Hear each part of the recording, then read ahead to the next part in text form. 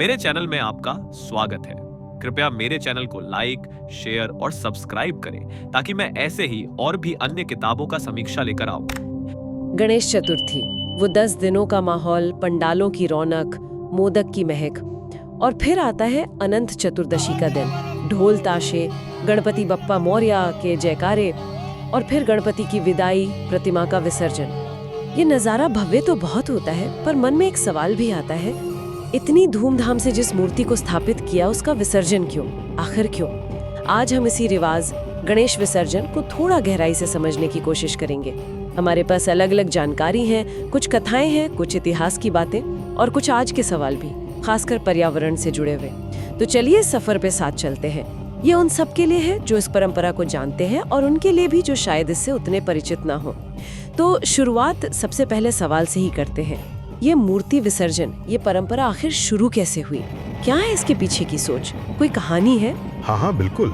इस परंपरा के पीछे देखिए कई कथाएं हैं, मान्यताएं हैं। एक कहानी जो काफी सुनी जाती है वो महाभारत की रचना से जुड़ी है। ऐसा कहते हैं कि जब महर्षि वेदव्यास ने महाभारत जैसा विशाल ग्रंथ मन में सोच लिया था, तो उन्हें कोई चाहिए था जो उसे लिख सके, मतलब उनके सोचने की रफ्तार से लिख सके।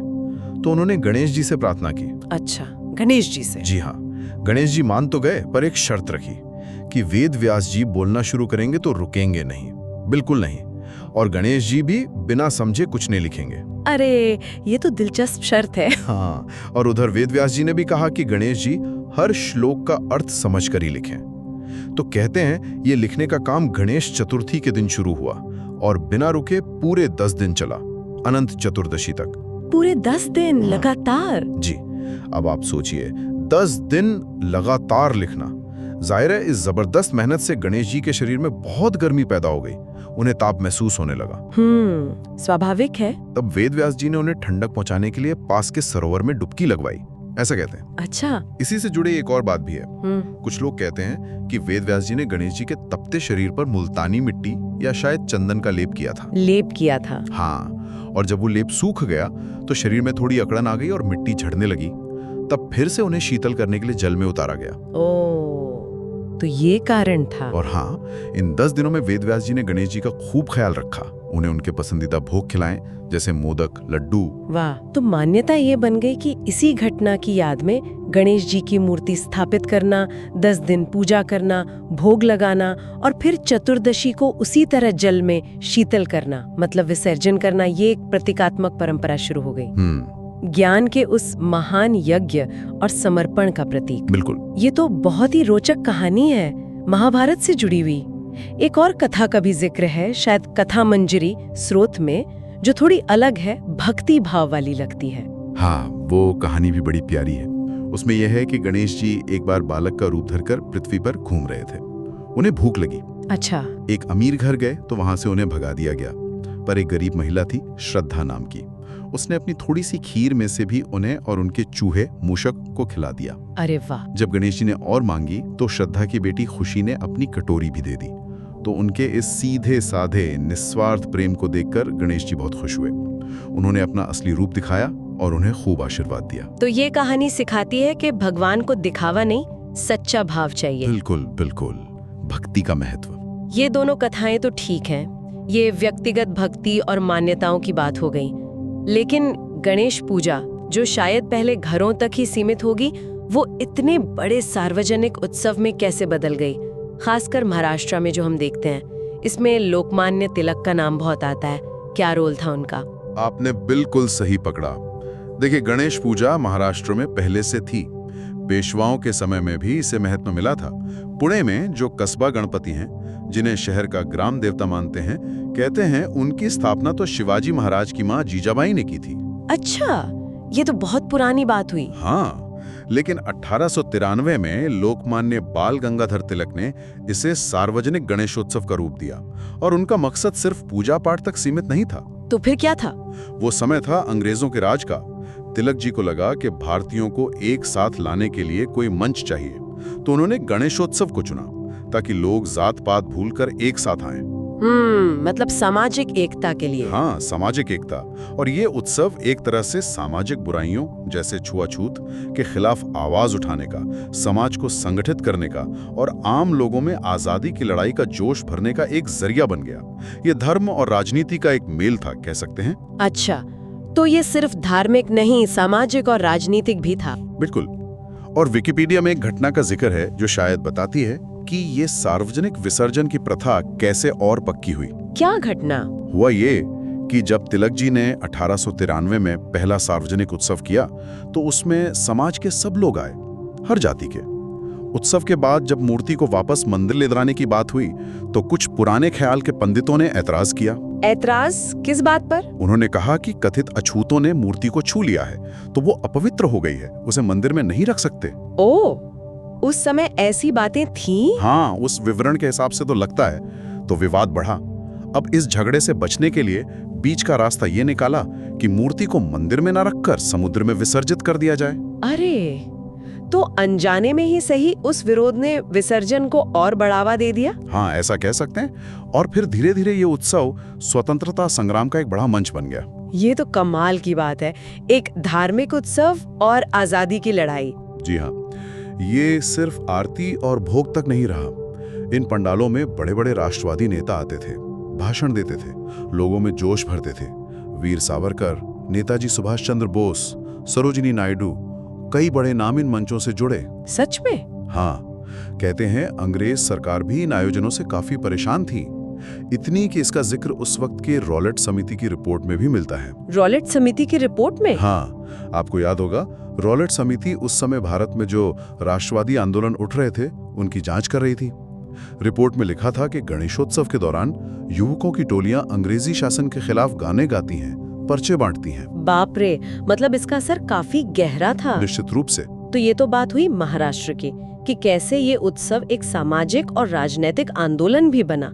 लेकिन क्या ये विसर्जन की परंपरा पूरे भारत में एक जैसी है या इसमें जगहों के हिसाब से फर्क भी है? जैसे शगुन न्यूज के एक लेख में महाराष्ट्र और उत्तराखंड की तुलना थी। हाँ, इसमें काफी फर्क है, विविधता है और ये समझना जरूरी है। महाराष्ट्र में, जैसा हमने अभी बात की, ये एक बहुत बड़ी सांस्कृतिक पहचान बन चुका है। वहाँ गणेश जी को मेहमान की तरह घर लाते हैं, सेवा करते हैं। 10 दिन बाद विसर्जन के समय ये भाव होता है कि वो हमारे बीच रहकर अब अपने लोग वापस जा रहे हैं। गुजरात, कर्नाटक, गोवा, इन जगहों पर भी ये उत्सव होता है। तरीके थोड़े अलग हो सकते हैं, दिनों की संख्या भी कम ज्यादा हो सकती है। ठीक है। लेकिन अगर हम उत्तराखंड की बात करें, जिसे देवभूमि कहते हैं, तो वहां की पारंपरिक सोच थोड़ी अलग है, जैसा उस लेख में भी बताया गया है। क्या अलग है? उत्तराखंड में ये मान्यता रही है कि देवता मंदिरों या घरों में स्थायी रूप से रहते हैं। वो महाराष्ट्र की तरह मेहमान बनकर कुछ दिन के लिए आते नहीं है। गणेश जी हो या कोई और देवी देवता, उन्हें वहीं स्थापित मानकर हमेशा पूजा जाता है। अच्छा, मतलब वो वहीं विराजते हमेशा। हाँ, बिल्कुल। इसलिए वहां मूल रूप से विसर्जन की परंपरा नहीं रही। वहां तो नदियां, पहाड़, जंगल, ये सब खुद ही पूज्य माने जाते हैं। लेकिन उसी लेख में ये भी था कि अब उत्तराखंड के शहरों में भी विसर्जन होने लगा है। हल्द्वानी, देहरादून, ऋषिकेश में, यहाँ तक कि बागेश्वर की सरयू नदी में भी। ये कैसे? हाँ, ये एक नया ट्रेंड है। पिछले कुछ दशकों में खासकर शहरों में ये बढ़ा है। इसके पीछे कई वजह हो सकती हैं, जैसा लेख में इशारा है। एक तो जो लोग दूसरे राज्यों से आकर बसे हैं वो अपनी परंपराएं साथ लाते हैं। हाँ, ये तो होता है। दूसरा, टीवी और फिल्मों ने भी गणेशोत्सव के इस रूप को काफी लोकप्रिय बना दिया है पूरे देश में। इसे एक तरह का कल्चरल एक्सचेंज कह सकते हैं। लेकिन जैसा लेख में बताया गया है, ये नई प्रथा वहां थोड़ी, कह सकते हैं, असहजता भी पैदा कर रही है। एक तो ये वहां की जो मूल धार्मिक मान्यताएं हैं उनसे शायद पूरी तरह मेल नहीं खाती। और दूसरा पर्यावरण की चिंता, क्योंकि उत्तराखंड की नदियां सिर्फ पवित्र ही नहीं, इकोलॉजिकली बहुत सेंसिटिव, बहुत नाजुक भी हैं। और यहीं पर हम आज के एक बहुत ही अहम मुद्दे पर आते हैं, पर्यावरण। आपने नाजुक नदियों का जिक्र किया। ये जो आजकल इतने बड़े पैमाने पर विसर्जन होता है, उसका हमारे नदियों, तालाबों, समुद्र पर क्या असर पड़ रहा है? इस पर कई जगहों से गंभीर चिंताएं जताई गई हैं। ये आज के समय की एक बहुत बड़ी चुनौती बन गई है, इसमें कोई शक नहीं। देखिए, पहले जो मूर्तियां बनती थी वो शुद्ध चिकनी मिट्टी की होती थी। हाँ, मिट्टी की। मिट्टी तो पानी में आसानी से घुल जाती है, उससे कोई खास नुकसान नहीं होता। बल्कि जागरण के एक लेख में तो ये भी लिखा है कि पुराने समय में जब मिट्टी की मूर्ति के साथ हल्दी, चंदन, दुर्वा जैसी प्राकृतिक चीजें विसर्जित होती थी तो वो एक तरह से बारिश के बाद पानी को साफ करने में मदद करती थी। अच्छा, पानी साफ करने में? हाँ, कहते हैं हल्दी में एंटीबायोटिक गुण होते हैं। ये तो दिलचस्प बात है। दिक्कत तब शुरू हुई जब बाजार में प्लास्टर ऑफ पेरिस मतलब पीओपी से बनी मूर्तियां ज्यादा आने लगी। हाँ, आजकल ज्यादातर वही दिखती हैं। क्योंकि वो सस्ती पड़ती हैं, वजन में हल्की होती हैं और उन पर बारीक डिजाइन बनाना आसान होता है। लेकिन पीओपी असल में जिप्सम होता है जो पानी में आसानी से घुलता नहीं। बिल्कुल नहीं। घुलता नहीं है? नहीं, वो पानी के नीचे जाकर जम जाता है, पत्थर जैसा बन जाता है। उसे पूरी तरह घुलने में महीनों, शायद साल भी लग जाते हैं। ये पानी के तल में एक परत बना देता है। इससे पानी के अंदर के पौधों और जीवों को नुकसान पहुंचता है, उनका दम घुटता है। ओह, ये तो गंभीर बात है। और इससे भी बड़ी समस्या है इन मूर्तियों पर लगने वाले रंग। रंग? हाँ, मूर्तियों को सुंदर, चमकदार दिखाने के लिए जो सिंथेटिक यानी केमिकल वाले रंग इस्तेमाल होते हैं वो बहुत जहरीले हो सकते हैं। उनमें सीसा यानी लेड, पारा यानी मर्क्यूरी, कैडमियम ऐसी भारी और जहरीली धातुएं हो सकती हैं। बाप रे, सीसा, पारा, ये तो बहुत खतरनाक है। बिल्कुल। और जब ये मूर्तियां पानी में जाती हैं तो ये जहरीले रंग पानी में घुल जाते हैं, पूरे पानी को जहरीला बना देते हैं। और सिर्फ मूर्ति ही तो नहीं जाती होगी। सही कहा आपने। मूर्ति के साथ प्लास्टिक के फूल, थर्मोकॉल की सजावट, कपड़े, पूजा सामग्री की प्लास्टिक थैलियां, ये सब कुछ पानी में जाता है। ये सारा कचरा मिलकर पानी को बुरी तरह गंदा कर देता है, प्रदूषित कर देता है। इसका नतीजा क्या होता है? मतलब हमारे पर्यावरण पर और हम इंसानों पर क्या असर पड़ता है? असर बहुत बुरा और बहुत दूर तक होता है। सबसे पहले तो पानी की क्वालिटी खराब होती है, वो पीने लायक नहीं रहता। उसमें नहाने से स्किन की बीमारियां हो सकती हैं। पानी में ऑक्सीजन कम हो जाती है, जिससे मछलियां और पानी में रहने वाले दूसरे जीव मरने लगते हैं। पानी के अंदर का जो पूरा इकोसिस्टम है वो गड़बड़ा जाता है। और ये केमिकल्स? ये जहरीले केमिकल्स सिर्फ पानी में नहीं रहते, जी। वो पानी से मछलियों में जाते हैं, फिर उन मछलियों को खाने वाले पक्षियों या इंसानों में पहुंच सकते हैं। मतलब हमारी फूड चेन का हिस्सा बन जाते हैं। ओह, मतलब घूम फिर कर हम तक ही आ जाते हैं। हाँ, इससे लंबे समय में इंसानों की सेहत पर बहुत बुरा असर पड़ सकता है। और उत्तराखंड जैसी जगहों पर जहां नदियां पीने के पानी का मुख्य जरिया है, जहां पूरा जीवन नदियों पर टिका है, वहां ये खतरा और भी बड़ा है। ये तो वाकई बहुत चिंताजनक तस्वीर है। तो फिर रास्ता क्या है? क्या हम अपनी आस्था और परंपराओं को निभाते हुए पर्यावरण को नहीं बचा सकते? कोई उपाय नहीं है? और क्या इस पूरी परंपरा का, मूर्ति स्थापना और विसर्जन का कोई गहरा मतलब भी है? कोई आध्यात्मिक या प्रतीकात्मक अर्थ?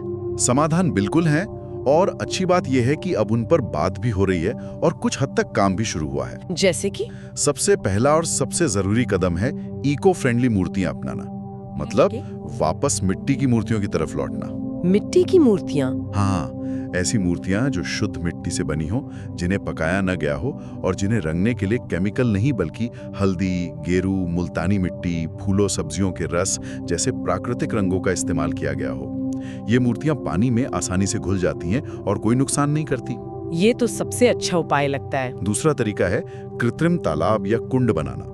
कई शहरों में अब प्रशासन या सामाजिक संस्थाएं ऐसे अस्थायी तालाब बना रही हैं जहां लोग अपनी मूर्तियों का विसर्जन कर सकें। हाँ, ये मैंने भी सुना है कई लोगों पर। इससे नदियों और झीलों को सीधे प्रदूषित होने से बचाया जा सकता है। बाद में उस पानी और मिट्टी को ट्रीट करके कहीं इस्तेमाल किया जा सकता है। ठीक है। और इसके अलावा जागरूकता बहुत जरूरी है।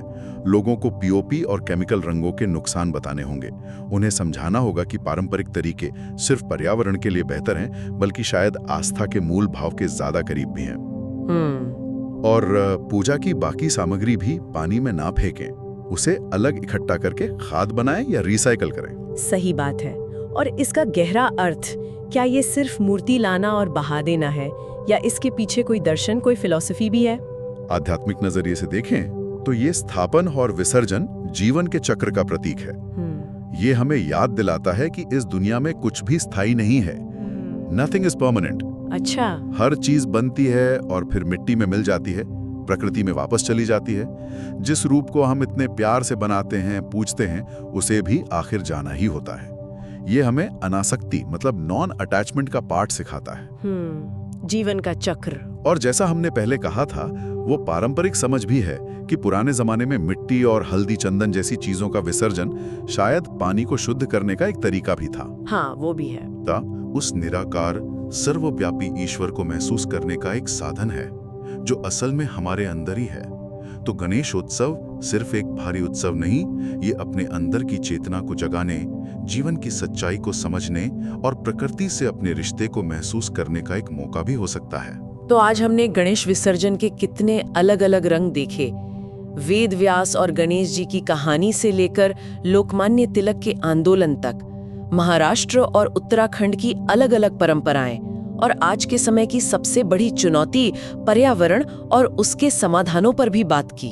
बिल्कुल, ये सोचना कितना दिलचस्प है कि कैसे एक कहानी और निजी श्रद्धा से शुरू हुई परंपरा समय के साथ एक बड़े सामाजिक राजनीतिक आंदोलन में ढली, अलग अलग जगहों पर अलग अलग रूप लिए और आज पर्यावरण बचाने की बहस का एक अहम मुद्दा बन गई है। ये हमें सोचने पर मजबूर करता है कि भविष्य में हमारी आस्था, हमारी परंपराएं अपना मूल आध्यात्मिक और सांस्कृतिक भाव बनाए रखते हुए प्रकृति के साथ कैसे बेहतर तालमेल बिठा सकती हैं। क्या हम ऐसे रास्ते खोज सकते हैं जो हमारी भक्ति को भी पूरा करें और हमारी धरती को भी सुरक्षित रखें? वाकई ये एक ऐसा सवाल है जिस पर हम सभी को सोचना चाहिए। आज की इस गहरी और जानकारी भरी बातचीत के लिए आपका बहुत बहुत शुक्रिया। Thanks for watching. Please like, share and subscribe.